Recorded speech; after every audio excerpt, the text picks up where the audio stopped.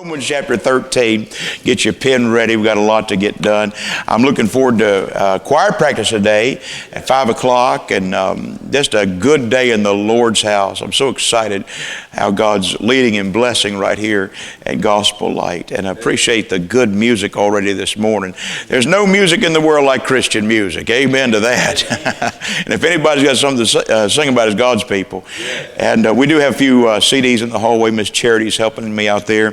The CDs are any size donation. And the newest one for children, Bible Stories for Kids, Volume 5. We've got Volume 5 out there. And we're working on our newest coloring book. The Christmas coloring book went over very well. And so we're working on this creation coloring book entitled God Did It. I'm tired of our children being lied to in so many ways, including this foolish thing called evolution. Evolution is not true. Amen to that. You want to know how this world came to be? Read the Bible. And so we're excited about all this. But see Miss Charity and get some of those CDs so we can pay for the coloring book, please. Romans 13 and verse 8, the first phrase, owe no man anything. Now wait a minute. Does the Bible forbid debt? I mean, look at the title of this. It's a dreary title, How Christians Get Into Debt. We have no problem getting into debt. It's staying out of debt that we're working on. And that's what we're going to talk about today. But look at on the paper, the other scriptures. Proverbs 22 verse 7, the borrower is servant to the lender. Psalm 37 verse 21, the wicked borroweth and payeth not again. It is wicked to borrow and not repay. Amen. That's just plain wicked. And I got several introductory statements. Turn the page over and take a few things down, and then we'll get to it's 12 points, so we got to get to it, man. But the best financial book in the whole world is the Bible. It's the best book in the whole world. And when people come to me and say, look, got this great financial book that I just bought. Well, if it's a good book, if it's a great book, then it has got the principles from the Bible. This is the source right here about how to order your finances. And so let's get a few introductory remarks. All right, here's some bad news. The average Christian family is seriously guilty of violating one of these things I'm about to say. Is the average. I hope none of them are true about you. But number one, living beyond its means. Don't do that. You know, I had a buddy, bought a business, and he called me 13 years ago and said, Brother Fox, I bought this business. I've been a hard worker all my life. He said, but now I'm going to own the business. I said, good. He said, can you coach me? He said, I don't know what I'm doing. I said, all right, let me ask you a few questions. I said, how much did the business make last year? He said, $300,000. I said, wow, that's great. I said, what was total revenue for the company? He said, $300,000. I said, let me restart here. When I said how much did it make, I meant what was the profit. So let me start over. I said, so total revenue last year, $300,000. I said, what was total profit? He goes, I don't know. I said, that's a very important figure, because if they took in $300,000 but spent $400,000, you bought a bad business. Well, it turns out they'd made $30,000, about a 10% margin. Well, I've worked with him these 13 years. He's a God-fearing man. He's a faithful member of his church, and God bless him. He's a giver. I told him I would not. I don't get paid for doing this. I said, my payment is this: if you'll be generous in the work of God. If you will not more than tithe, I'm not going to help you. And so 2 years ago, I don't know what last year's was. I can't remember. But 2 years ago, that business did $36 million. That's a nice increase. He himself personally made $4.1 million. Now he owns now 4 businesses, but off that one, $4.1 million, $8,000 a week in income. Aren't y'all sorry for him? And I'll tell you something. He is giving. There's There's several church plants that he gives $1,000 a month to. See, I want these businessmen to make as much as possible so they can give as much as possible. Amen to that. And I've got several of those kind of fellows that I'm working with, and God bless every one of them. So the average Christian family is guilty of one of these things: living beyond its means. Number two, knowing very little about money management. Even this past week, someone said to me, he said, "Man, I know nothing about managing money." This man's 62 years old. Now look, it's one thing for a 7-year-old to say that. We understand that. But once you get 62 years old, you should know something about managing money, how to balance a checkbook, how to keep up with what you have, what you don't have. Number three, I hate this one too. The average Christian family fails to tithe its income. That's a shame, isn't it? One of the easiest things to do is tithe. That's one of the easiest things there is to do. It's easier to tithe than it is to work a van route. Working the van route, I mean, you got to go out and knock doors, and you got to stay in constant contact with the kids, and you got to leave early, and you got to look. And I admire everyone who works in the bus ministry and in the van ministry. Amen. And that, in some ways, or at least in many ways, people say, "Look, I'm not running that van route, but I'll write my tithe check." Yeah, because it's easier to write the tithe check. It'd be good to pay the tithe and work one of them routes.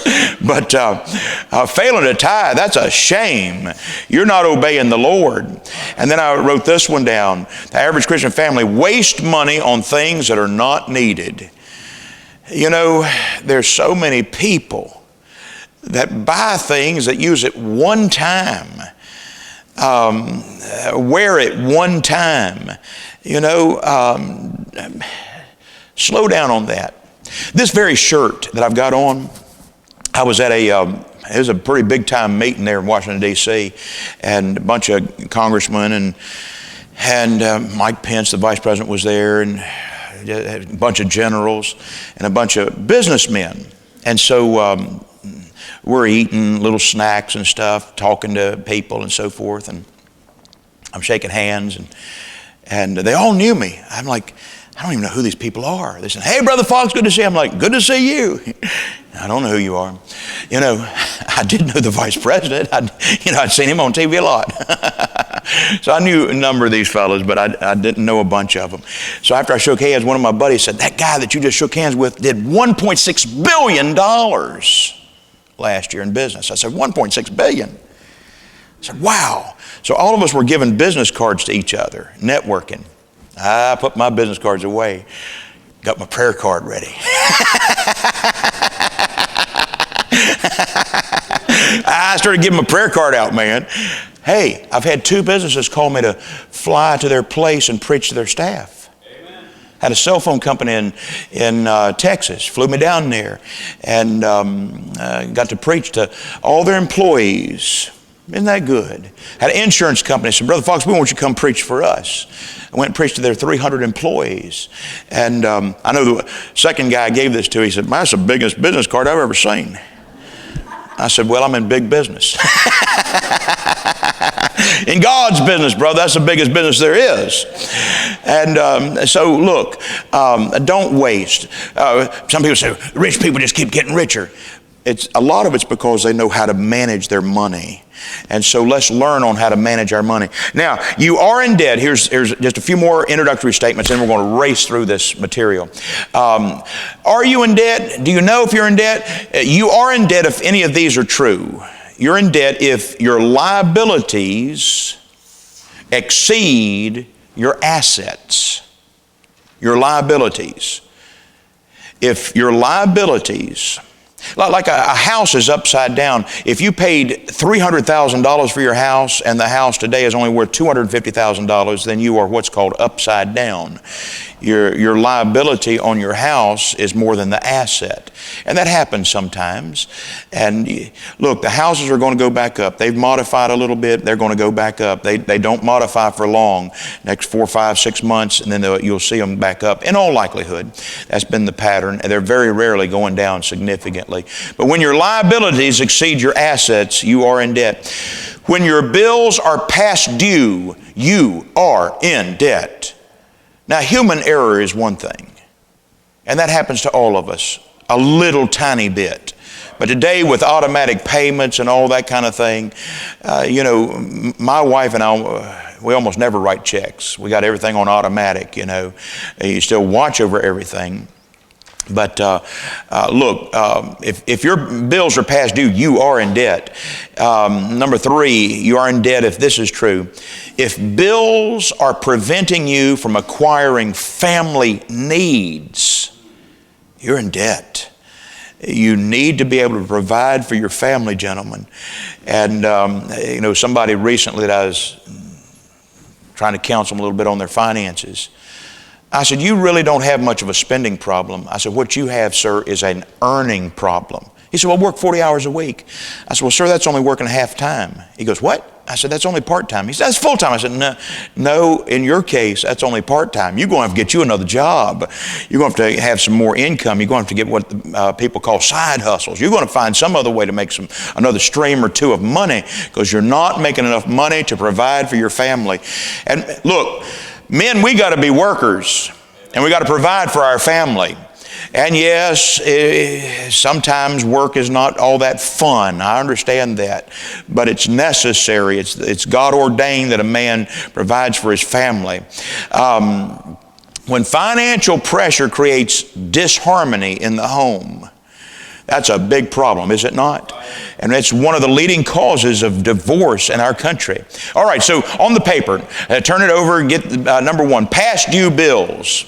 Is there an extra sheet? I don't have one of the sheets. I'd like one of those sheets, if you would, gentlemen. Oh, thank you, sir. And if somebody can grab you another one, that would be helpful. All right, so past due bills. Put the word bills. Thank you so much, sir. All right, let me give you a few thoughts that you can write alongside of there. If you're listening, say amen. Amen. Borrowing beyond your family's ability to pay back is dangerous. Borrowing beyond what you're able to pay back is dangerous. I heard a man say this in Hampton, Virginia. He said, yeah, I got me this new van. And he said, I have no idea how I'm going to pay for it. Well, that's not smart. That's very, very foolish. He already had 2 other vehicles. This was a 3rd vehicle. And he said out loud, I have no idea how I'm going to pay for it. Do you know how fast new vehicles depreciate? I mean, within 1 month, it has gone down in value significantly. I have never, ever bought a brand new car. Could I do that? I probably could do that. I don't want to do that. I want somebody else to take the depreciation. And I want to buy it 4 years old, On the parking lot's the best car I've ever had. It's a 2017, and I love it. It's a hybrid. I never had a hybrid till I got this, and this car was given to me. My other car had fallen apart. I began praying, Lord, what should I do? And 18 of my preacher friends and 3 of my business friends bought me that car, and then gave me some money for gas too. Whew, I like it. And it gets almost 50 miles to the gallon, just in time for $12 a gallon gas. You know what I'm saying? I love it. But look, borrowing beyond your family's ability to pay back, that's very dangerous. Spending beyond a family's financial ability is immoral. Don't do that. That violates the very principles. I'm going to give you a lot of verses here in a little bit. That violates the principles of the Word of God. And I want to say this. Debt can become a habit. Someone right now that I'm working with financially, he's pretty successful in some ways. But he's tried so much of this leveraging. Look, the Bible does not forbid debt. It is not forbidden. But the Bible never says this either. Go as far in debt as possible. Debt-free is the way to be. Amen. My wife and I, we made a goal of being debt-free at age 40. To have the house paid off, have everything paid off. And I'll tell you, at age 30, I was completely broke again. My wife had spent 42 days in the hospital. I took everything out of my IRA. I went completely broke, and that's when God said, I want you now to be my evangelist, when I was completely broke. I went into this thing called evangelism. And my first year I made less than $14,000 as an evangelist. So I found other ways to make money. That's why I'm telling all you men, you can find a way. That first year as an evangelist, making less than $14,000, 29, almost 30 years ago. I built fences, I threw hay, I painted. You can always find work in America if you want to work. People who say, I just can't find a job. You're not trying to find a job. You can find a job in America.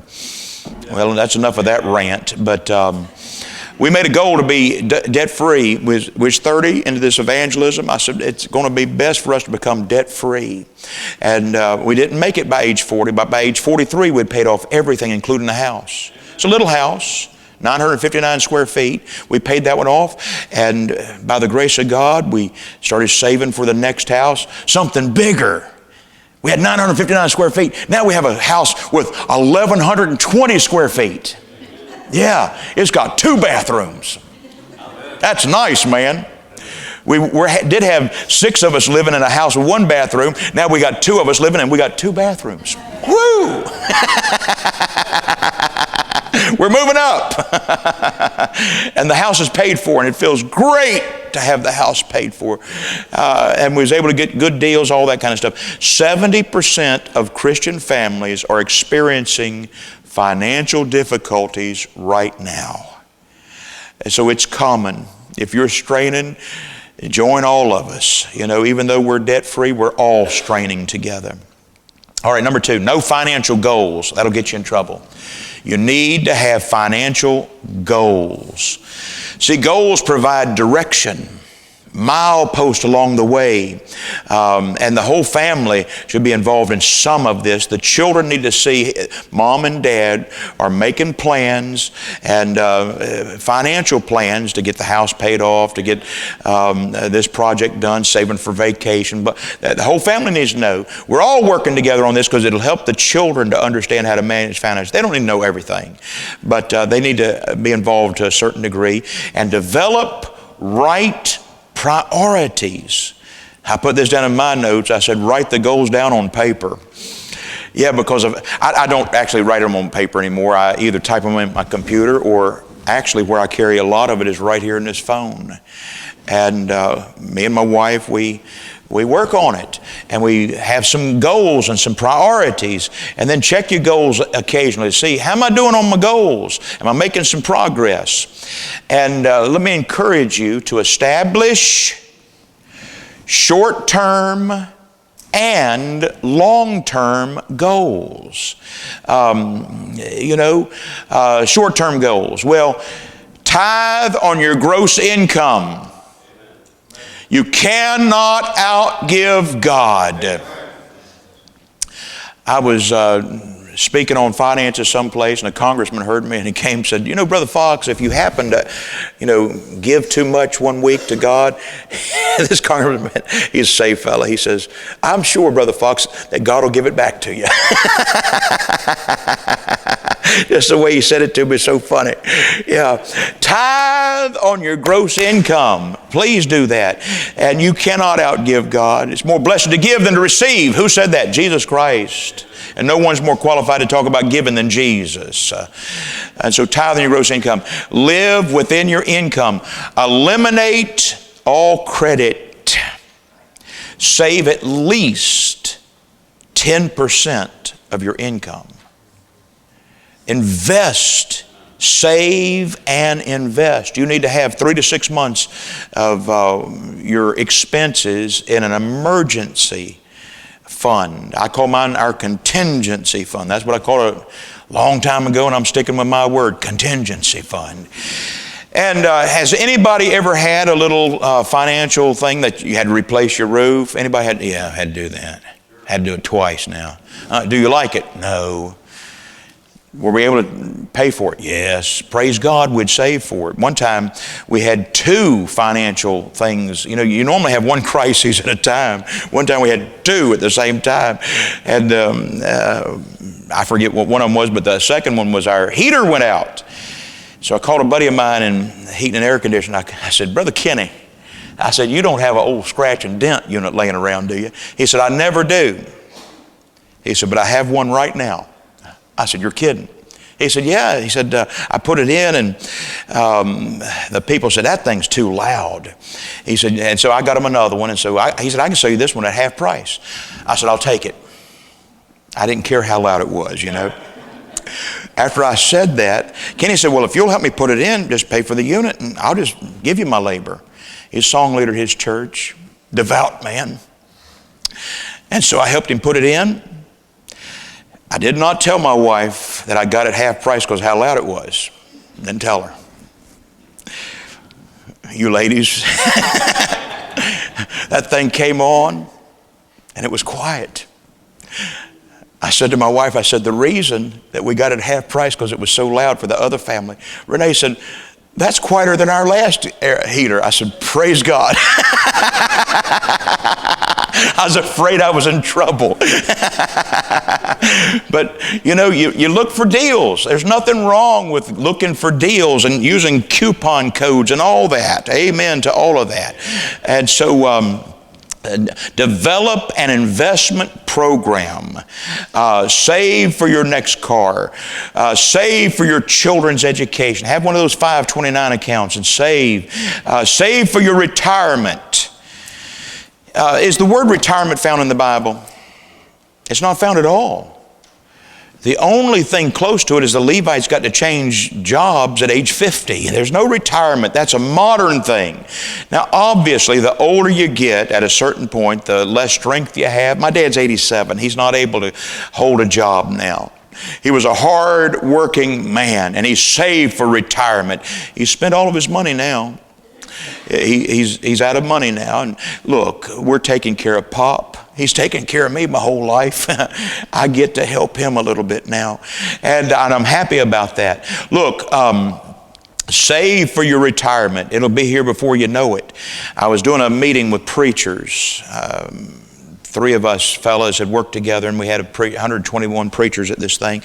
And so I brought a financial man along with me. I said, just give your time to all these preachers and coach them a little. And so each of them a bunch of them made little appointments during the week of the meetings. And my financial friend came to me and said, Brother Fox, I'm not going to tell you specifics. He said, but your preacher friends are in trouble. He said, there's a bunch of those guys over 50 years old that do not even have $10,000 saved for retirement. He said, your preacher friends are in trouble.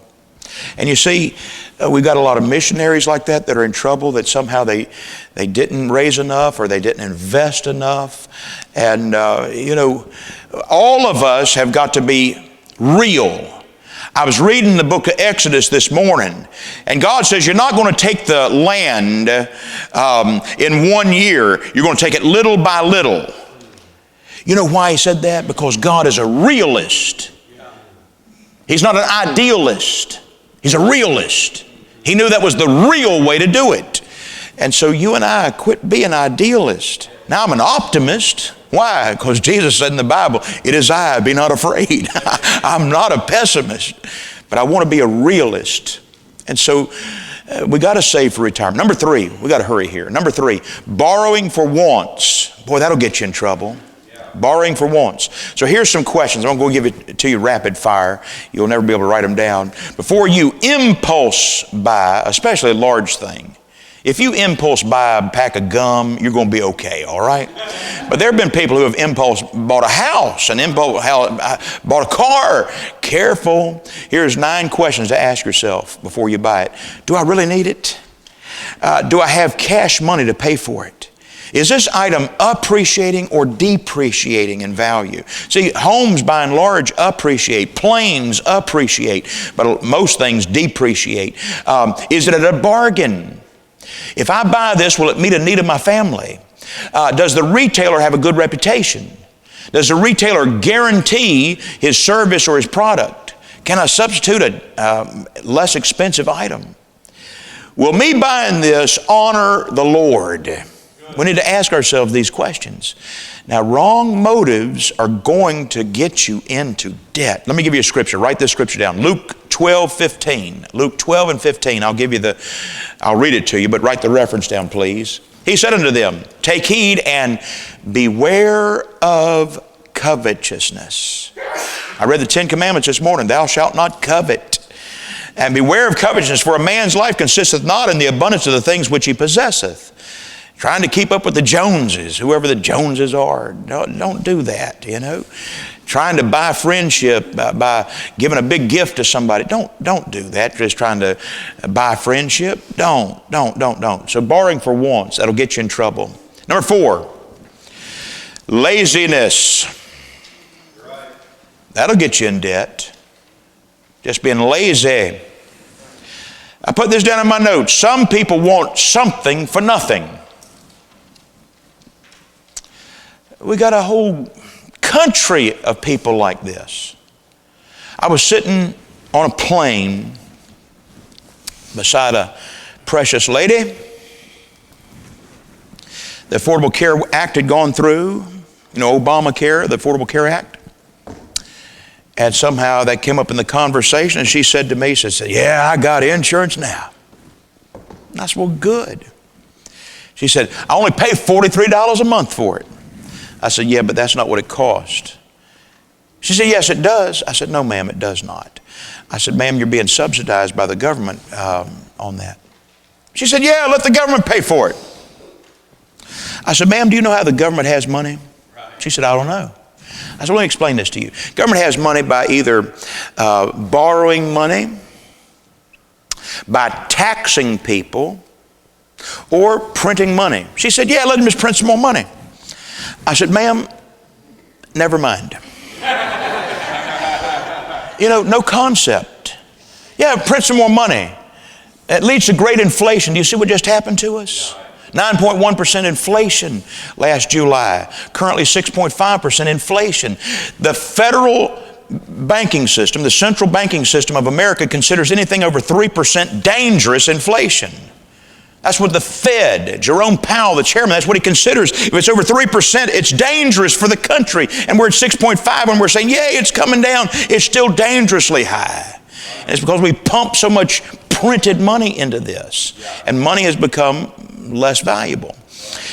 So borrowing for wants and then laziness. Proverbs 12:24. Write that down. Proverbs 12:24.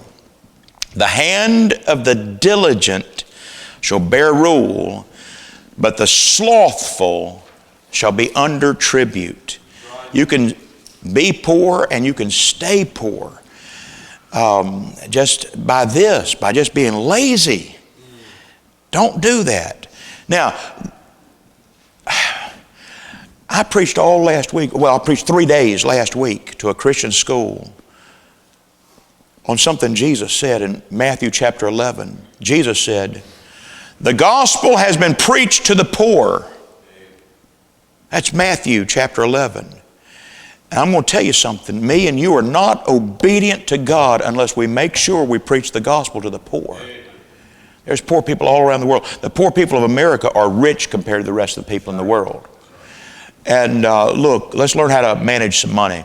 And laziness is not right. Colossians 3:22. Colossians 3:22. Servants, obey in all things your masters according to the flesh. Not with eye service. Not just working hard in front of the boss when he can see you. But as men pleasers. But in singleness of heart, fearing God. Yeah, do that job as unto the Lord. One more. Proverbs 13:11. Proverbs 13:11. Wealth gotten by vanity shall be diminished, but he that gathereth by labor shall increase. God blesses work. Amen. Number 5, greed. Boy, that'll get us in trouble.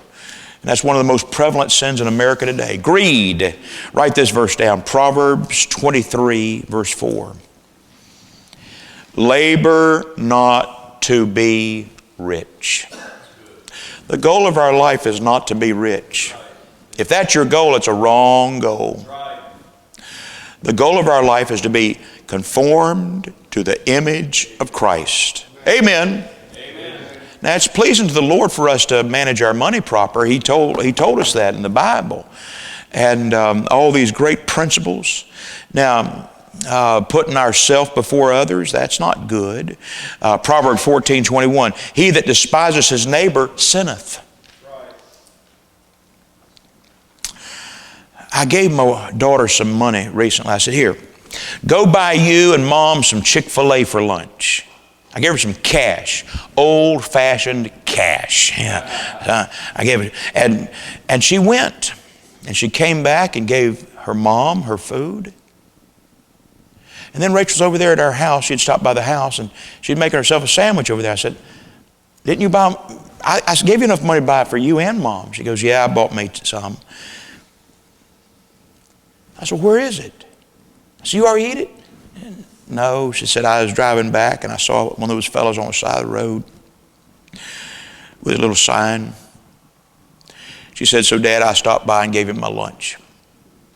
I said, Rachel, that guy's a bum.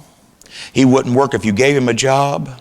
I said some things like that. I know it specifically because we got a bunch of them in our town.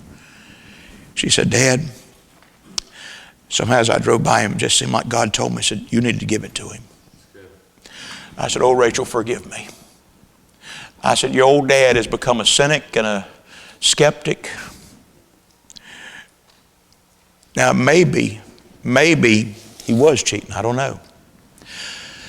But when because I give money to people at times, and this is what I do. I'm going to give this to you in Jesus' name. Somehow, I want them to know that I'm not for them buying cigarettes with that, buying alcohol with that. I more often want to buy them something to eat if they're really hungry. You know what I'm saying? But I want us to be givers, not takers. Amen to that? And I'm not picking on poor people today, please. My family had been as poor as you can imagine. When I was a boy, as poor, I didn't even know how poor we were.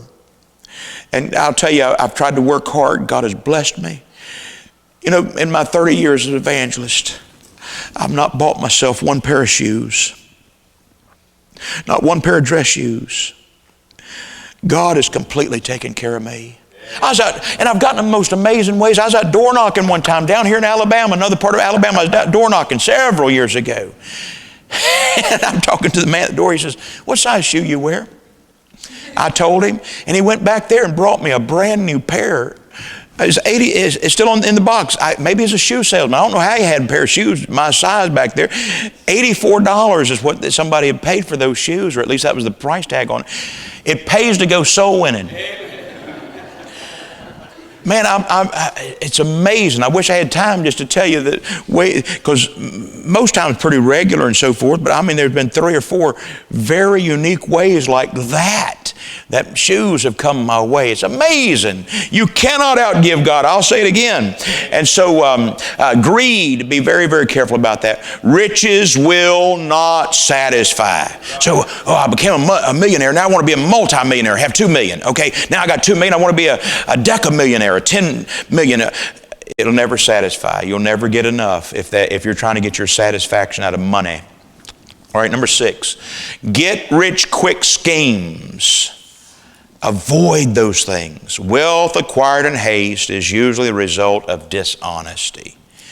Now, there are some good investments at times that do very well, but the get rich quick schemes, I detest anyone who runs something like that, because I've had friends taken advantage of. Patch the Pirate. Patch the Pirate, Ron Hamilton, is one of the best Christians I've ever known in my life. He's very, very weak today. He's bedridden. He's not in his right mind. He's a dear, precious man. His wife, Shelley, is brilliant. Someone called her a scam. She fell for it. Now, by the grace of God, her bank took care of her and stopped it. A vulnerable lady like that. I'll just tell you another one. My daughter had come by. I said she had worked all night long at the hospital. She works with the psych patients. She loves them. She's in administration there at the hospital, and that's her group, and she loves them. And she tells me, Dad, this is what God's called me to do. I mean, they bite her, all those kind of things. And she loves them. She had worked through the night. I said, stop by. Me and Mom make you some breakfast. So she came by, I don't know, 8 or 9 o'clock. And while she was there, somebody called her, one of them scam calls, and acting like he was from the IRS. And Rachel was so tired. My daughter was so fatigued from, 14 or 16 hours with those. She was there. She said, well, I thought I paid my taxes. I realized it was a scam. I said, Rachel, let me see that phone. She said, Dad, I said, let me see the phone, man. I said, hey, I don't know who you are. She said, the man said, I can only speak to Rachel. I said, this is Rachel's dad. I said, I'll tell you something, sir, right now. Don't you ever call my daughter again. You're a scam. You are a fraud. And I said this, I got more angry with every passing moment. And I was speaking to him. I said, now I'll tell you something. If I could get my fingers through this phone, I would choke you right this moment. Don't you ever call my... You know, dads are kind of jealous, you know what I'm saying? After I got off the phone, I looked at my family, they're like, I said, forgive me. I said, I got pretty wound up. I said, I promised him I'd call the police, so I'm going to call the police on him right now. I know the police are not going to do anything about him because they probably can't find him. But I did keep my word that I'd given to him. But I'm telling you, it's heinous. Right. It's wicked. Don't become somebody taking advantage of others. Don't do that. Don't take advantage of poor people. Don't do that. It's wrong. All right. Number 7, dishonesty. Dishonesty. Proverbs 21 verse 6. Proverbs 21 verse 6. The getting of treasures by a lying tongue is a vanity tossed to and fro of them that seek death. So many in the collection agency business are totally dishonest. They will flat out lie to you. And if you're dealing with collections, get whatever you do completely in writing and get them paid off. And pay them off in a lump sum and have it in writing. A lot of dishonesty in that industry. And so dishonesty is just flat wrong. Here's another verse. Proverbs 11:1. A false balance is an abomination to the Lord, but a just weight is His delight. Taking advantage of people for your own selfish purposes is wrong. Do not do that. Number 8, poor budgeting. 95% of Americans do not have a monthly budget. It really helps to put it down in writing and look at it. And, you know, have a miscellaneous category. You don't have to have a chewing gum category, all right? You can have a little miscellaneous. But you know, if 25% of your income is for housing, that's fine, you know, and certain ratios. But some people got 40% of their income for housing. That's high. So you got to be very careful. You got to live within your means. And if you have to have more means, and get you some more streams of income. You know, most wealthy people, there's a difference between wealthy and rich. Most wealthy people have 7 streams of income. They've written books that they get royalties from, blah, blah, blah. They've got several streams. They've invested in some real estate. They've invested in the stock market, blah, blah, blah, blah, a number of things. And so a wise man will sit down and develop a budget.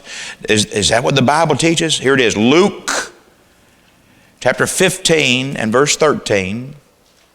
Not many days after, the younger son gathereth all together and took his journey into the far country, and there wasted his substance on riotous living. The prodigal son did not get on a budget, and he squandered everything he had. Luke 14:28. For which of you, Luke 14:28, which of you, intending to build a tower, sitteth not down first and counteth the cost? All right, number 9. Failure to save. Financial freedom. Boy, that sounds good. Financial freedom can only be obtained when you learn to save. You know, of course, give your tithes and give offerings. By the way, there's no miracles in the Bible connected with tithing. No miracles. the miracles in the Bible, it has anything to do with giving. It's offerings. It's offerings, not tithe. Tithe is just obedience. Need some offering. I need some miracles in the church. Need some miracles in the homes. All I can find in the Bible is offerings attached to that as far as the giving part. Look, poor budgeting will get you in trouble. Failure to save will get you in trouble. Here's a verse, Proverbs 6:6-8. Go to the ant, thou sluggard.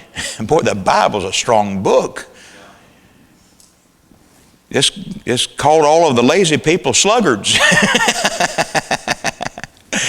Go to the ant, thou sluggard. Consider her ways and be wise, which having no guide, overseer, or ruler, provideth her meat in the summer and gathereth her food in the harvest. Proverbs 21:20. There is treasure to be desired and oil in the dwelling of the wise, but the foolish man spendeth it up. Back to this family thing. I told you when I was very young, we were incredibly poor. And my dad, he matured. Almost all of the rest of his brothers and sisters going in and out of jail, just making a mess of their lives. My dad got to church and got everything right with God, and things changed, including the money. My dad, he only had one stream of income, but he found him a way that he could get 1 hour overtime every single day. And he took it. He got to work. He got the tools out for everybody. He got there 30 minutes early to get the tools out for everybody. And at the end of the day, he got an extra 30 minutes by putting all the tools away. He got an extra hour work every single day. Then he found other ways to get, because he was determined for us to get straightened out financially. We had other family members start begging him for money, and he didn't understand all this, and so he just started paying everybody's bills. And then he realized, you need to work just as hard as I'm working. Get you a job. And he cut some of that off because people can take advantage of you. And there's a fine line there. But my dad began saving for retirement. I saw all this take place. He had a IRA. Yeah, it's really good to have one of those things, or a 403B, or all these different vehicles. You need to have one of those. And I really encourage the Roth, if you can possibly do the Roth IRA. That's the best to do, in my opinion. But I saw my dad do all that, and it really, really has worked. I got to move on. Number 10, poor business judgment. Please listen to me. Do not invest in something you know nothing about. Don't do that. Brother Garin down here, he's in one of my little financial blurbs Monday through Friday. And so about 6 a.m.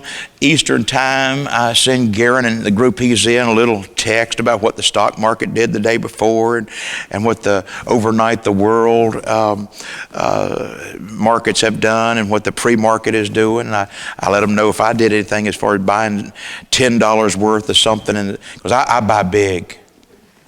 Sometimes $1, sometimes $10. But I'm investing almost every day, aren't I, Brother Garrett? Any day that I can find a bargain, I'm into bargains. How about y'all? But I tell these fellas, I told you, never invest in something you don't know. I've got about $70 in Pepsi. Big investor, man, big investor. Pepsi's an aristocrat stock. They've upped their stocks dividends for the last 50 years. Pretty good. And I've just started buying a tiny bit of them as I see fit. See, I've drunk a Pepsi before. Anybody ever had a Pepsi before? I have. It's Diet Pepsi now, though, you know what I'm saying? But,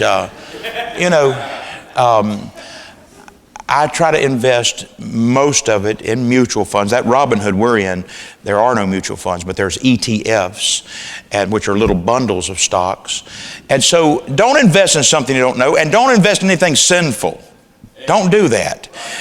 Tobacco companies, they're not getting my money, and I'm not doing that. And so Poor business judgment. Don't invest in something you know nothing about.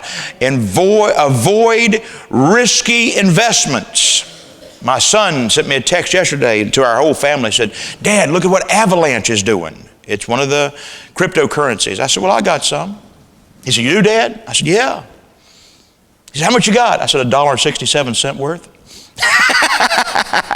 I invested 2 weeks ago 98 cents into it. Wow, it's now worth $1.67. My son said, Dad, if you'd have put $10,000 in that thing. I said, son, I could risk 98 cents. I'm not risking $10,000. You know what I'm saying? If I lost all 98 cents, it wouldn't destroy us.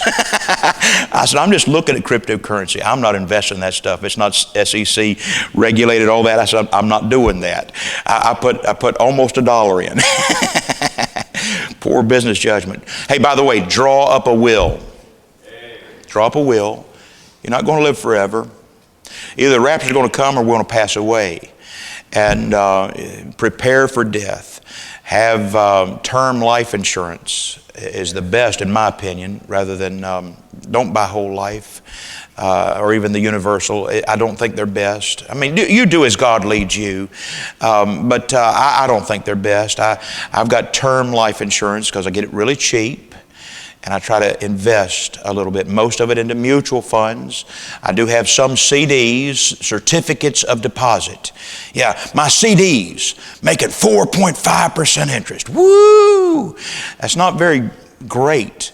But when the market dips way down and you lose all that money, and those little CDs are still going chug, chug, chug, but they're still going up. You're like, man, I'm glad I bought those CDs.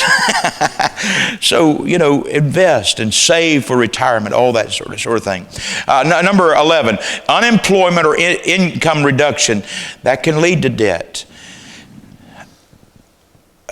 One of the newest fellows that I began coaching as far as technically his business,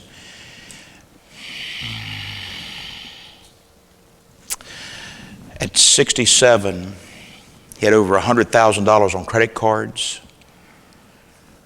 and he had $105,000 in his IRA.